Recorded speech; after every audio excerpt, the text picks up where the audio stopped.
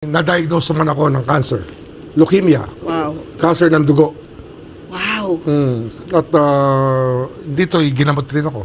Ako'y sa ilalim ng treatment, cancer treatment sa doktor dito sa St. Luke's BGC Global. Anong klaseng treatment ba? Ano yan?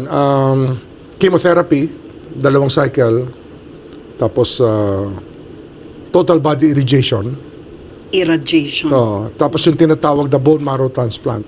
Oh, wow. Ang bone marrow transplant, pag wala ka ng white blood cells, lalagyan ka ng stem cell ng donor para magkaroon ka ng bagong bone marrow. Para palitan yung bone marrow. Yun ang pinaka-factory ng dugo. Kaya ang dugo ko ngayon ay hindi na yung dati kong dugo. Ito yung dugo na galing sa aking anak. Oh, so yung anak mo yung... Anak ko, full match kami. Buti Kaya na lang. naka-recover ako at mukhang maganda naman ang prognosis. John Vic Remulla. Sabi po ni John Vic Remulla, hindi po na ospital itong si Boying Remulla. He was playing golf this morning. Yan din po ang sinabi. And we are having breakfast tomorrow. Yan, may breakfast daw po sila bukas na magkapatid. At sinabi rin po yan ng assistant ombudsman na may hearty breakfast, no? Meron daw pong, kumain daw po sila ng sinigang. Talagang malupitan yan. Almusal, sinigang. Antindi mo, boy. Ang asim ng buhay mo. Simula pa lang ng araw, sinigang na agad. Ayan. Ang question po, bakit wala po naniniwala? Alam niyo po, ang problema po ng ating pamahalaan, hindi lang po ng mga Remulla, no? Problema rin po yan ng Malacanang. Wala na pong naniniwala sa mga pronouncement ng Pangulo, ng kanyang mga sekretary, etc., etc. Talaga pong totoo yung survey na may problema tayo sa trust rating. No, mas marami po di hamak. Mas marami pong mamamayang Pilipino ang hindi na po naniniwala sa gobyerno. Ang hirap pong mag-govern. Ang hirap pong pamunuan, no, ng mga mamamayan na wala ng tiwala sa iyo. Ayan.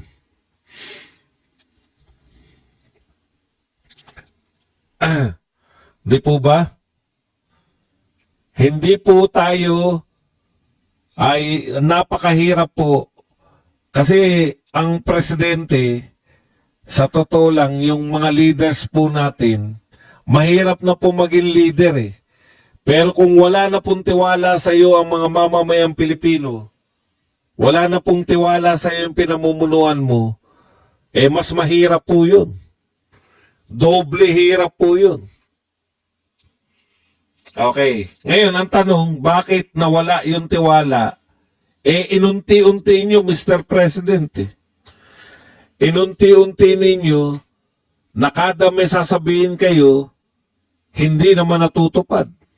Nasanay na po yung tao na magduda. Natatandaan ko po yung dating Pangulo, pag sinabi, live to, Roxanne.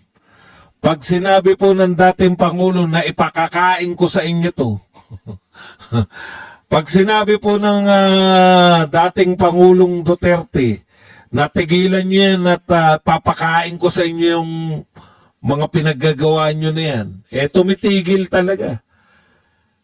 Iba po, Mr. President, no? Iba po yung palabra de honor. Basic po sa governance yan. Dapat may palabra de honor ka. Hindi po yung nagdadalawang isip lagi. Ito bang sinasabi ni Mr. President ay totoo o walang katotohanan? Kasi po ang dami pong instance. Sa totoo lang po, Mr. President, okay lang po yung pangako nung eleksyon na hindi matupad. Di ba? Tawag nga namin doon, nabudol kami. Pero yung halos bawat bitawan ninyong pananalita, halos baliktad yung meaning. Duda na po talaga yung mga tao. isosoli yung 60 billion, yung pala hindi isosoli. Kukunin din pala sa amin. 20 pesos na bigas. Alam niyo po, Mr. President, umamin lang kayo na hindi natin kaya yung 20 pesos na bigas. Tapos, pinipilit nyo, nagmumukha tuloy tayong, alam nyo yung nakaka-insulto eh.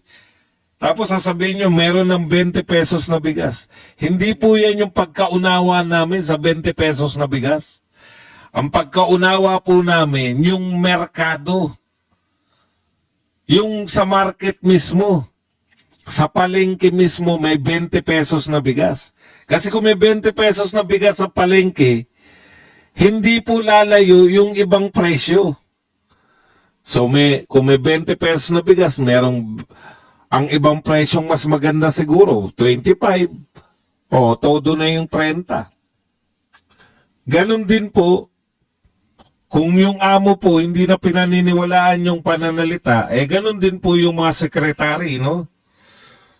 Kawawa naman. Kung totoo po nagsasabi ng totoo si John Vic at pinaghinalaan pa rin natin na totoong na ospital,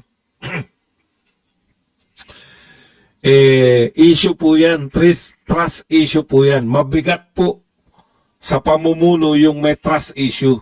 Yung hindi na naniniwala sa iyo. Kasi dalawasin ko eh. Dalawasin ko yung hindi nasusunod. Dalawasin ko yung kasinungalingan. Kaya, kada may pronouncement, hindi totoo yan. Mahirap po sa leader yung ganon. Yung hindi totoo lahat ang gustong sabihin. Okay. Ayon naman po kay Kiko Barsaga, the Cabral files all point to one mastermind. President Marcos. Hashtag, ikulong si Marcos. At din, no? Ang tapang talaga ni Kiko. Kaya huwag ka nang umasa, Kiko, na makakabalik ka pang congressman. Sa sobrang tapang mo. Ha? Sa sobrang tapang mo, Congressman Kiko, baka mahirapan ka nang bumalik na congressman yan. Matuloy-tuloy na. Biruin mo ako gusto mong ipakulong. Roxanne Badron. Thank you very much. Okay.